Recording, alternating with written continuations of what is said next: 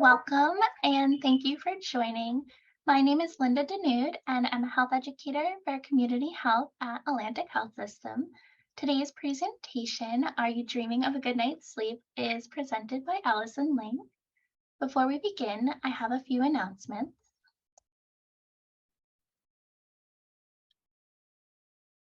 This webinar is being recorded. All participants are muted. If you have a question, please use the Q&A button and the chat for comments. We'll try to get through all questions at the end of the presentation. Are you or a loved one interested in smoking cessation? Atlantic Health System offers a free quit smoking program. This program includes an individual assessment, free nicotine replacement products, and 6 weekly group meetings to help you quit and stay smoke-free. There are multiple dates and times available, with groups available in person or virtually. For more information about these groups and other resources, or for additional dates and times, please call 1-844-472-8499. I'm now going to turn it over to Allison. Hi, everyone. Thank you for joining us today. My name, again, is Allison Link. I've been with Atlantic Health Systems for just about 13 years. I'm coming up on my 13th anniversary in the beginning of April. However, I have been in the field of sleep medicine for about 28 and a half years. I don't want to give away my age there, but it's been a long time. I'm currently the lead technologist and clinical sleep educator for our Atlantic Health sleep centers, which we have. Our main location is in Livingston, and then we also have a location at Chilton Medical Center, and then pediatrics are done at the Goriep Children's Hospital. So it's very exciting to be here with you today. Hopefully you can learn something about sleep and good sleep hygiene, and also some of the most common sleep disorders that we see mostly in the lab. So without further ado, let's see if I can share my screen. So I think everybody is dreaming of a good night's sleep. At least I know I always am.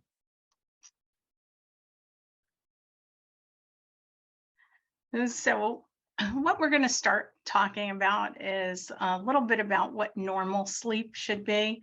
And of course, the CDC does these periodic studies on sleep in America. And according to actually their last couple of studies that they've done, more than a third of American adults are not getting enough sleep. Just to put that in perspective, since we have about 300 million people in the United States, that means over 100 million people are not getting enough sleep. What they considered to be enough sleep was at least 7 hours of sleep per day. And again, they included all 50 states and the District of Columbia. So that is kind of a staggering number to think about, that many people are walking around functioning or trying to function when they're not getting enough sleep.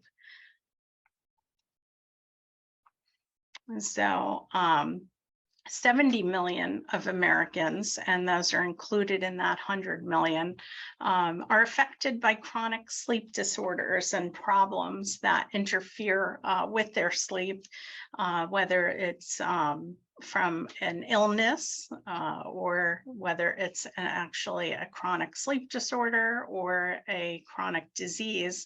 They can all contribute to sleep being diminished. So we have most commonly obesity, diabetes, high blood pressure. A lot of heart disease patients have difficulty as well. And we really, sleep issues can be a little difficult sometimes to look at because there can be so many factors that are contributing. So, why is sleep important? It's a biological requirement for all animals. Every living, breathing animal, human or otherwise, have to sleep. It's a key to how productive we are in our performance, whether it's at work or at home. It's a key to our health staying good, and it also adds to the quality of our life. So it restores and energizes us, the brain and the body. And it's just as important as nutrition and exercise, but yet it's the first one that seems to suffer. So when we are busy, sleep is the first thing that we generally will. Cut out because we have too many things to do.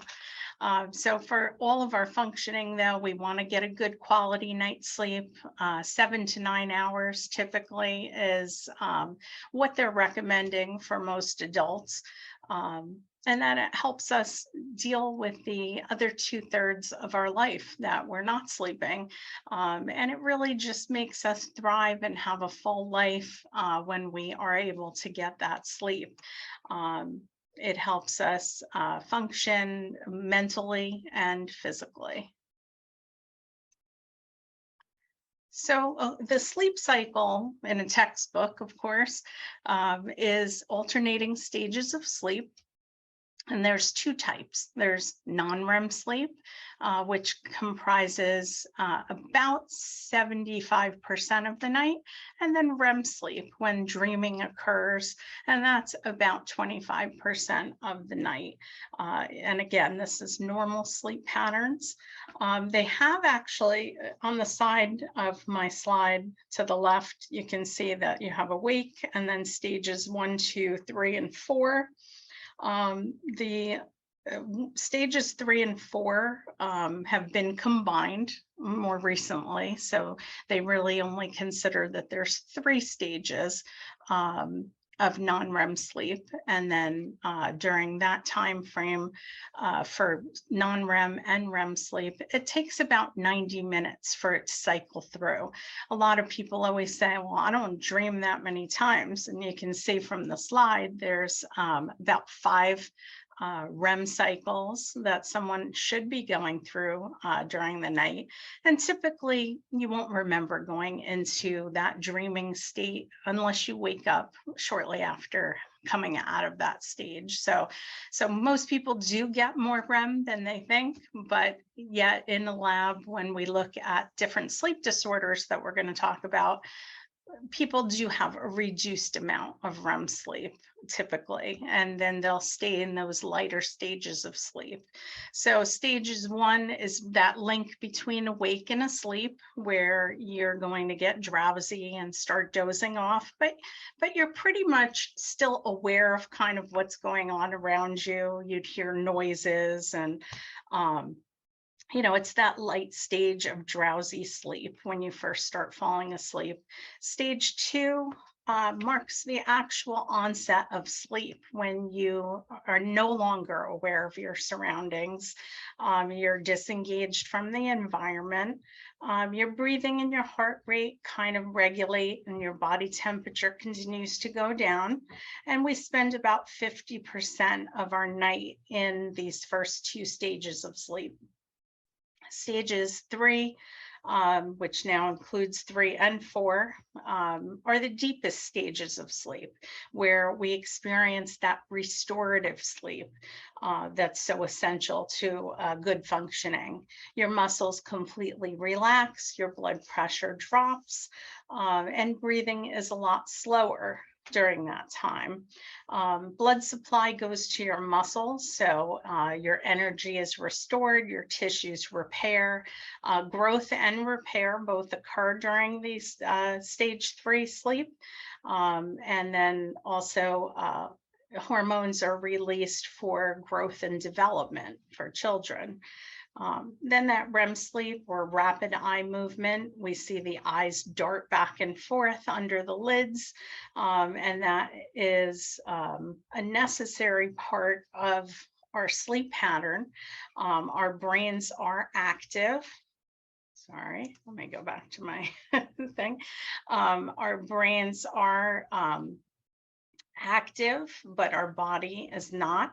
Our muscles really shut down at that point in time, and we're very relaxed. The breathing and heart rate may become a little bit irregular during that active sleep stage when you're dreaming. And it actually, REM sleep, they contribute to memory and memory consolidation. So they say that especially after you learn something new, that's reinforced during that REM sleep. And again, that occurs about 25% of the night, cycling through about every 90 minutes. So the National Sleep Foundation, they have set forth a lot of recommendations for sleep across the ages. So from newborn all the way through older adult. If you see the dark blue sections that give you a range of sleep, that is what is the normal recommended, but the lighter colored blue on above and below those numbers, those can also be very normal. So it's not saying that every single person on earth needs this much sleep, but they say it's about an average. And if you can see, obviously newborns sleep a lot. And these numbers include naps as well. They're going to sleep 14 to 17 hours. And then as the sleep is obviously a priority again for growth and development. But then over the course of aging, the sleep needs do change a little bit, but not as much as people think. So like if you look at a school age child, they still need about 9 to 11 hours of sleep. And then, of course, once you're a young adult, 18 and older, the sleep needs really don't change that much. 7 to 9 hours is the recommended, but most adults get anywhere between 4 and 10 hours of sleep. So the best way to gauge how much sleep you need is to sleep naturally. Go to sleep when you're tired, wake up without an alarm clock, and then observe how you feel and how you function during the day. If you wake up on your own without an alarm clock, then your body is basically telling you that there's been enough sleep, more than likely, unless you're waking for other reasons. But there's a common myth that says that older adults don't need as much sleep as someone younger. And that is often because they don't sleep as well. The older someone gets, the more frequently they wake up during the night. They may have to get up because of pain, discomfort, or having to use the restroom. But the truth is that everyone, no matter what their age, needs good quality sleep and needs to try and get that 7 to 8 or 7 to 9 hours of sleep whenever possible. So we did say that everybody, or a third of Americans, are chronically sleep deprived. So that means that they sleep less than 7 hours per night. And 40% of adults say that they're so tired that their day is interfered with, their daily activities, not having enough energy to get through the day or to perform whatever things that they need to do during the day. 75% of adults have at least one symptom of a sleep disorder, at least a few nights a week or more. So you're really talking about staggering numbers of people that have, problems with their sleep. 55%, that's more than half of adults take a nap at least once during the week. So they've done some studies that show that when you're sleep deprived, you have the same reaction time as someone who is legally drunk. So driving with a blood alcohol content of 0.08%, which they would consider that driving under the influence. Sleep deprivation causes a lot of similar symptoms. So they've attributed more than 100,000 motor vehicle accidents each year just from people that are driving around sleep deprived. That's pretty staggering. So why aren't we sleeping? Of course, I did mention some, untreated sleep disorders, which we're going to get into some of the most common ones. But of course, work and lifestyle. First thing to go is, oh, I have too much to do, so I'm going to stay up later, or I'm going to wake up earlier to get things done. So work and lifestyle definitely are contributing to that. Poor sleep habits. I always bring up a patient that I had many years ago, new in my career of sleep medicine. And the man had difficulty sleeping. And he told me right from the beginning, during the night, he wakes up, he will have a light snack, maybe a piece of fruit or something, and he'll read a book until he's sleepy enough to go back to sleep, which is all great techniques that we tell people that that's a great idea. You don't want to eat something too heavy, but a small piece of fruit, that's fine. And then reading is a nice calm activity. So of course, during the night, I see that he woke up during his sleep study. He pulled out his duffel bag and he started pulling things out of it. And I see him pulls out an apple. He ate an apple. And I'm like, okay, I'll make notes. This is good. He's eating a small piece of fruit. Then he pulls out a book and started reading. So I, of course, was curious to see what he was reading. And so I took the camera and I zoomed in on the book that he was reading so I could see what he was reading. And it was a Stephen King novel. So definitely reading is a good thing, but what you're reading is just as important. And I had to laugh and I thought, well, no wonder you're not able to go back to sleep. You're reading a horror novel. So too suspenseful for bedtime reading. And then, of course, environmental disruptions are another reason that we're not sleeping well. And some of that can be helped, some of it can't. Certainly, sorry about that here. You can certainly, try to use white noise machines, things like that, to try to minimize external disruptions. And then room darkening shades are also very helpful if it's a light issue. Technology is a big one that we see now, especially even with little children that come in. People are on their smartphones all the time, or they have TVs in the bedroom, or they're watching TV trying to fall asleep. On computers, that's keeping them from getting to bed.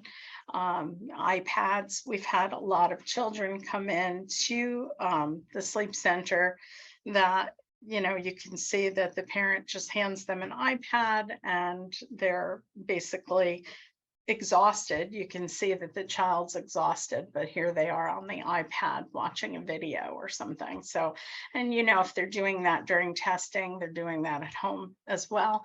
And we'll get in a little bit deeper about technology at bedtime later on in the presentation, but it definitely does play a key role in a lot of people getting to bed later than they should. Of course, shift work, working in a hospital, we do run 24 hours a day. So sometimes shift work is also a reason why people do not sleep as much as they should. And a lot of people just don't take sleep seriously. And of course, other reasons, which we did touch on briefly, pain, stress and anxiety, depression, certain medications interfere with sleep. And then, of course, we're too tired then, and we have a lack of exercise because it becomes this vicious cycle that we're too tired to do things that we should do for our health. And it causes us our sleep problem to get worse. So some effects of sleepiness and fatigue. It negatively affects everything from mood and judgment, reaction times, attention, our vision, our short-term memory, motivation to do anything. And it's very similar to the effect of alcohol. So sleep loss makes it easier to fall asleep inappropriately, whether it's out at a movie or in a meeting, or worst case scenario at the wheel when you're driving. So it really does affect people's ability to perform whatever they're doing safely. And just because someone doesn't fall asleep driving or falling asleep at the wheel doesn't mean that they can't be a danger to themselves or other people. Just being tired and drowsy significantly can impair your performance. And they say that 70 to 90% of the industrial and transportation accidents are due to human error. So we definitely want to make sure that sleep and sleep disorders are not playing a role in that. We have actually programs that we work with New Jersey Transit, the FAA, and they actually screen their employees, especially ones that are in safety sensitive positions, where they will test them for sleep disorders now before there's an accident. So a lot of people probably remember the ferry accident and a couple of bus and train incidents where they said that sleep apnea played a big role in that accident. So in those accidents, so we want to definitely prevent that from happening when the public safety is at risk. So again, according to the National Sleep Foundation, their Sleep in America poll, more than 1/4 of adults say they're sleepy at work at least 2 days a week or more. It makes it definitely difficult making decisions and listening, concentrating, solving problems, handling stressful situations, and even relating to our coworkers. And they really didn't notice that there was a difference in shift workers on these questions specifically. So it didn't matter if they worked daytime or nighttime. But again, when you look at these staggering numbers, like I don't want my surgeon coming to perform whatever surgery I'm getting and have 68% of them have trouble concentrating or decision making during my surgery. So it's definitely can be very serious. So in addition to functioning at work, sleepiness does create a lot of other work-related problems, such as that 14% say that they're either occasionally or frequently late to work because of sleepiness. 4% actually just don't even make it into work because they're too tired. And then 7% say that they've fallen asleep at work.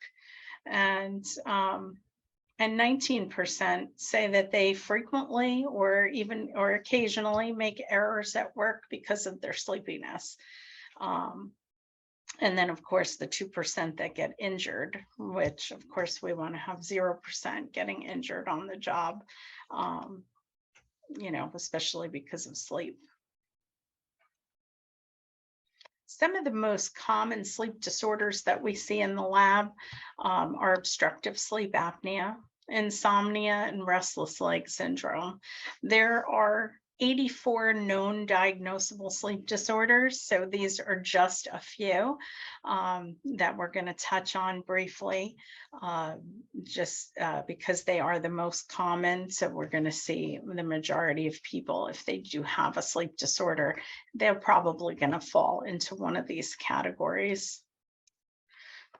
So obstructive sleep apnea is just like it sounds. It means there's an obstruction of the upper airway while someone is sleeping. So the tongue can fall back against the back of the throat, obstructing the upper airway. Could be in the nose as well, could be the tonsils. So there's some varying degree of what is going to cause the obstruction in the airway. Someone is still attempting to breathe during this time, but the airflow is not flowing freely. So it can be a severe reduction in the amount of that they're breathing, or it can close off their airway completely where they stop breathing. So snoring is one of the primary symptoms of this. So typically it's a bed partner or someone else that lives in the home that alerts the person, hey, your snoring is really bad. Some people even wake themselves up from snoring. They wake up with a sore throat because it indicates that they were snoring. And the way I best describe it is when you blow up a balloon. If you were to blow up a balloon, you have that small opening, and then you blow up the balloon, the air fills into the balloon. Now, if I were to let go of the balloon without tying it off, it makes a lot of noise. So that vibration of a lot of air trying to come out of a little opening causes that noise. And same thing with snoring. So think the lungs are the balloon, the airway and the throat is the neck of the balloon where the air went in, but now it can't flow freely. So it vibrates the tissues in the back of the throat, so that it causes that snoring noise. Now, some people can have simple snoring where it doesn't cause a complete cessation of breathing. And that they do consider more of a cosmetic problem if it does not cause any reduction in oxygen that the person is breathing, because we do see that as well. Not only does it fragment their sleep, but it raises the blood pressure, increases the heart rate, because the body's trying to pump oxygen through the body. And when you stop breathing, your oxygen level will drop. So the heart works harder and faster to try and get more oxygenated blood moved around the body. So we definitely want to look into anybody who snores, and especially if they have daytime sleepiness. In addition to that, we definitely want to check them for sleep apnea, just to make sure that it's not apnea and that it would just be simple snoring. So of course, treatments of choice, if someone's overweight, they would definitely recommend weight loss. There are people that can lose even a small, modest amount of body weight, say 10% of your body weight. So 20 pounds for a 200-pound person. They can lose that 10% in body weight, and that can improve sleep apnea by up to 50%. So if somebody is pretty mild on the apnea scale, that can be enough and significant enough to put them back into a normal range. So they would recommend that if that's the case, but not everybody who has a weight issue, and they may still have sleep apnea. I know my mother is about 90 pounds soaking wet, and she has sleep apnea. So it definitely can be an anatomical thing in your airway. And then, of course, CPAP, which is a continuous air pressure that blows in through a mask that goes on the nose, sometimes nose and mouth, and that blows out an air pressure that keeps the airway splinted open. So it prevents that collapse. Takes a little getting used to. I won't lie. I'm on it myself for 13 or 14 years now. And it does take a little getting used to, but it is by far the most effective treatment that there is for it, for sleep apnea. And of course, oral appliances, they do use in some limited cases because it has to be a specific type of obstruction for an oral appliance to actually work.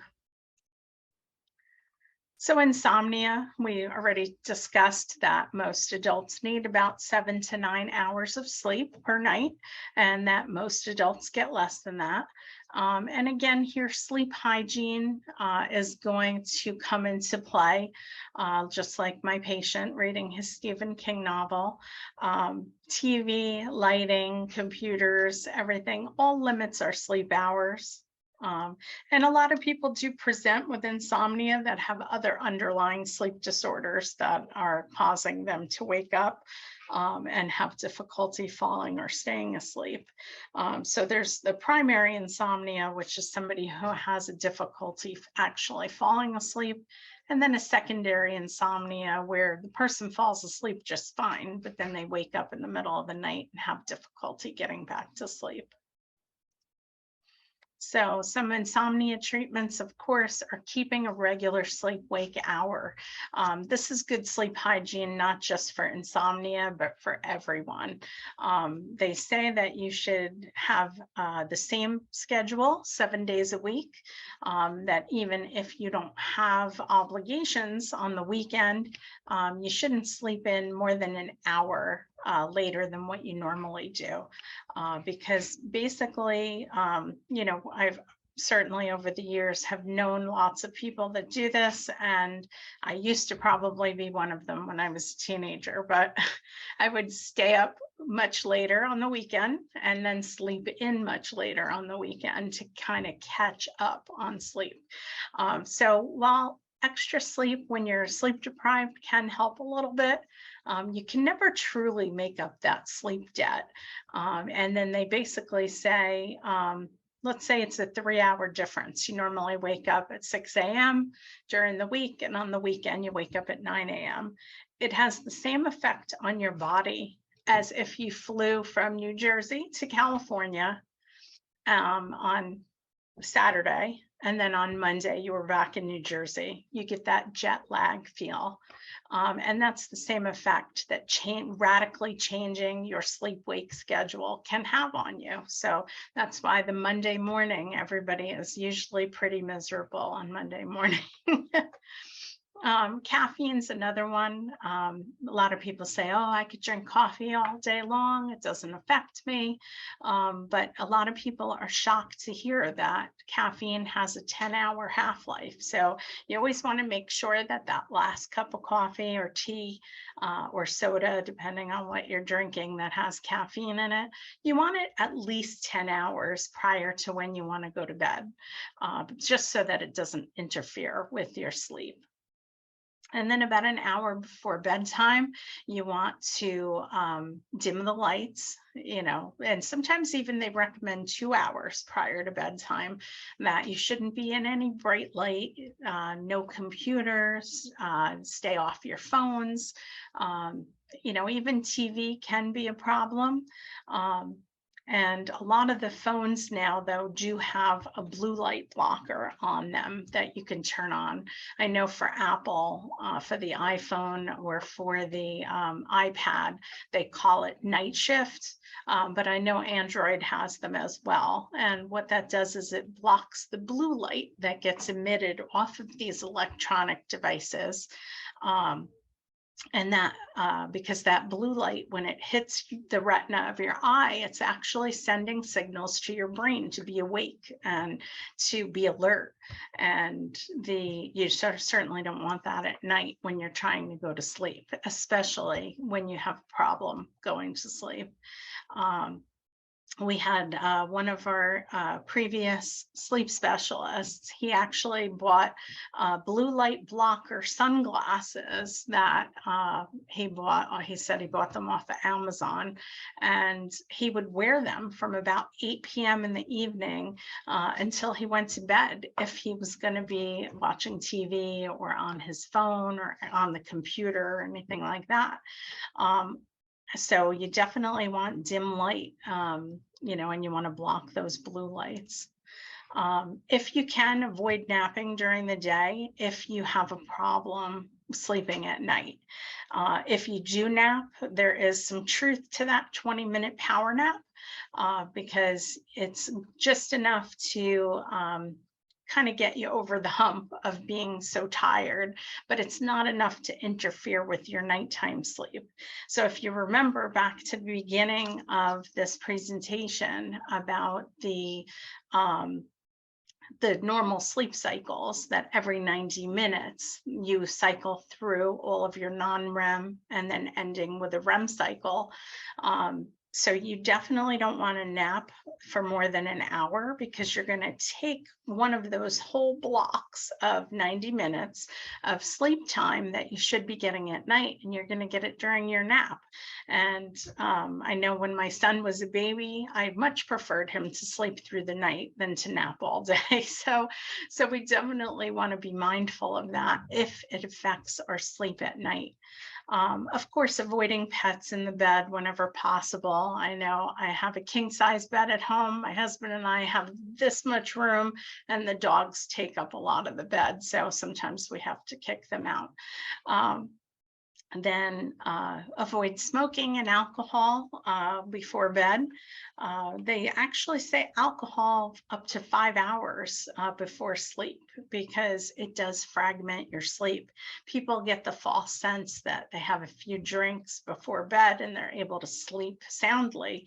But when we study them in the lab, what we've seen is that the sleep patterns are very fragmented when alcohol is involved.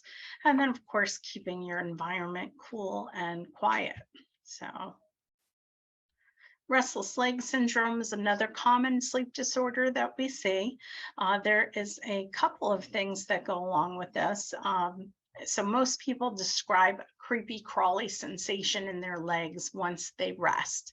So it could be laying on the couch, putting your feet up, laying in bed, you start having this incessant need to move your legs. So it does prevent people from falling asleep. Movement of your legs relieves those symptoms like immediately. So a lot of people do experience this. There is an alternate follow-up with restless leg syndrome also. Not only can it prevent you from falling asleep, but what we see once someone does get asleep, if they have this limb movement disorder, they'll actually move their legs so much during the night that it causes fragmentation of their sleep, causes them to wake up. So that definitely can lead to a lot of problems with people's sleep, either getting to sleep or staying asleep. For restless leg treatment, of course, typically they're doing a blood test now to determine that you're not deficient in any minerals, potassium, magnesium, things like that, and iron especially. They want to make sure that you're not deficient in any of these things because they are linking those deficiencies to excessive leg movements. In children, I know a lot of doctors, including my own, when I was seeing a pediatrician as a child, I used to get a lot of leg pains, and the doctor would say, "Oh, they're growing pains." Well, of course, you can't see on this video that I'm just barely 5 feet tall, and I didn't do too much growing. So I maybe sideways, but it's definitely not taller. So I think I had restless leg syndrome from the time as far back as I can remember, but the doctors were attributing it to growing pains, and I really think I had restless leg. So avoid alcohol, smoking, and caffeine within at least 6 to 7 hours before bedtime, but that caffeine should be more like 10 hours. And then if it gets really bad, where it's really preventing someone from falling asleep or staying asleep, they do have some medications that they do put people on to help with that. So some of the other circadian rhythm disorders, basically, we use the sun as our our guide, that we're awake when it's light out, we go to sleep when it's dark out. So some people do have problems with sleep that fall into this category. So delayed sleep phase syndrome is just people who have a hard time getting to sleep. They're wide awake, and once they are asleep, though, they sleep just fine. And if they didn't have work or school constraints, that they would just go to sleep at 2 in the morning or 3 in the morning and wake up at 10 or 11 o'clock in the morning, and they would feel just fine and function just fine. But because they are on a delayed sleep phase, most people don't want to be going to bed at 2 or 3 in the morning and sleeping half the day away. We see that mostly with teenagers, though, and young adults. Shift work, of course, can affect sleep if they're trying to be up all night working and sleeping during the day, whether it be noise or whether it be light. Those are things that really affect people's sleep. And unless proper precautions are taken, they definitely have an issue with sleeping. Advanced sleep phase syndrome are those people that go to bed with the chickens, like they go to sleep when it's barely even dark out, and then they sleep, again, they sleep just fine, but they're going to bed too early. Jet lag, we talked about. And then long sleepers are those people that can't function on less than 10, 11 hours of sleep. Like, they're those people that have to have a very lengthy sleep time. So sleep deprivation and obesity, they have been doing a lot of studies, and the research does suggest that that there's a link between how much people sleep and how much they weigh. So the possibilities are that cause this, of course, is because people who are sleep deprived are too tired to exercise, so they're not burning as much calories as they should be. Also, people take in more calories when they're sleep deprived because they're typically awake longer. So let's say you normally get up at 6 a.m. or 7 a.m. and people typically eat their daytime meals just fine, breakfast, lunch, and dinner. Then in the evening, if they went to bed at 9 or 10 o'clock at night, they would sleep just fine, sleep through the night, not eat another meal again until breakfast. But somebody who might be up till midnight or 1 o'clock, they're going to get hungry again, because that length of time that they're awake, it's time for the next meal. So that's something to watch too. And it also disrupts hormones. So if you look at this slide here, how it decreases your glucose tolerance, it decreases your insulin sensitivity, and then also it in the evening, they noticed a raise in the stress hormone. So cortisol, a lot of people do talk about that in the media, that cortisol is the stress hormone. So it increases our stress, the concentrations of that hormone. Also, increased levels of ghrelin. So ghrelin is our hunger hormone, which tells us that we're hungry, and then decreased levels of the leptin, which is our starvation hormone. So sleep deprivation really has a big effect on all this, because if our hormones aren't working correctly, we're going to be hungry even though we're technically not hungry. It's that imbalance in hormones that's going to make us think that we're hungry, and so we eat more to satisfy that, and then of course it leads to weight gain. So we hope nobody looks like that. especially not during the presentation. But we hope that mental fatigue doesn't play a role in anyone's day-to-day. But what people don't realize is that fatigue doesn't just mean that you're falling asleep inappropriately. So it still has a lot of similar characteristics, like a reduced mental and physical performance, and a lack of alertness. Oh, I jumped through here. Hold on. Sorry about that. But it is not just falling asleep.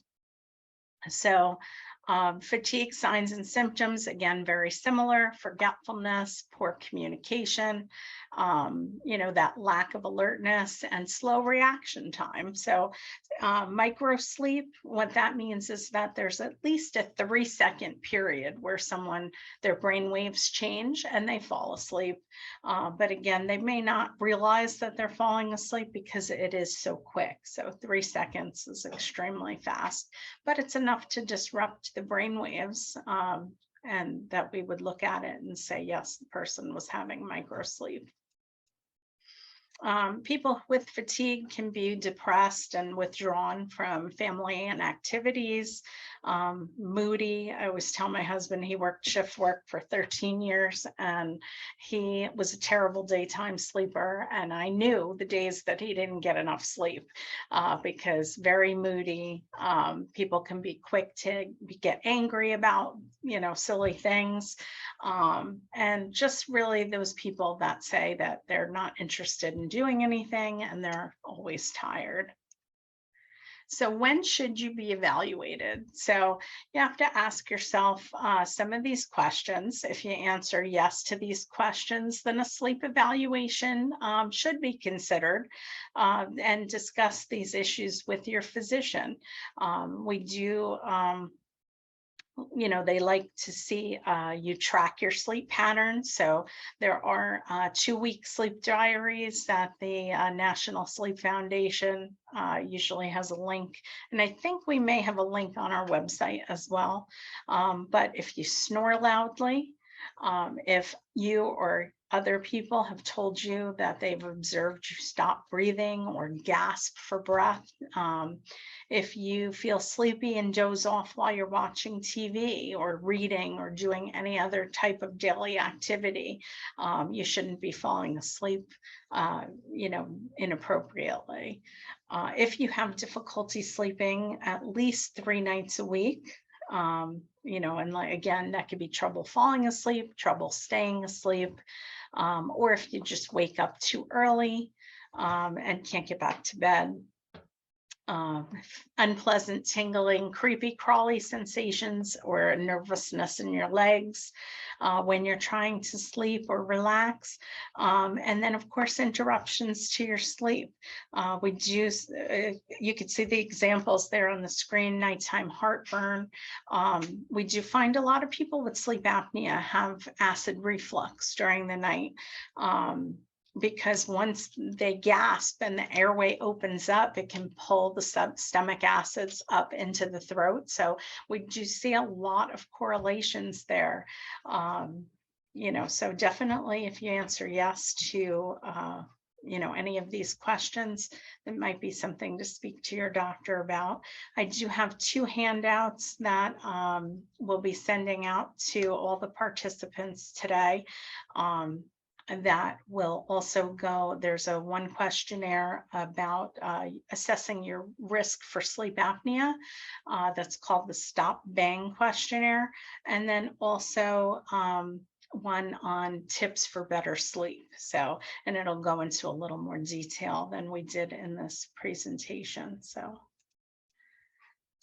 more tips. You again maintain that regular sleep-wake schedule, 7 days a week. Have a good, relaxing bedtime routine. We do it for children. We have, bath time, book time, and then bed. So we develop these nice habits that for kids, and then once we become an adult, we kind of throw those away, and we really shouldn't. Creating your room to be comfortable, quiet, dark, cool sleeping environment. You don't want stressors from the outside world coming into your bedroom. I had another patient that had difficulty sleeping, and I said, well, describe to me your bedroom. And he said that he often worked from home and he had his home office in his bedroom, and he had difficulty sleeping because every time he looked at that desk and looked at the piles of work that he had waiting for him for the next day, it gave him that anxiety and that stress about things, thinking about things that he had to do the next day. So I recommended him to move that desk out of his bedroom, find any other place to keep it, because that can really mess with your sleep when your mind can't shut off. And just seeing the desk caused anxiety for him. Making sure your mattress and pillows are comfortable. I know mattresses, they say, should last 25-year warranty.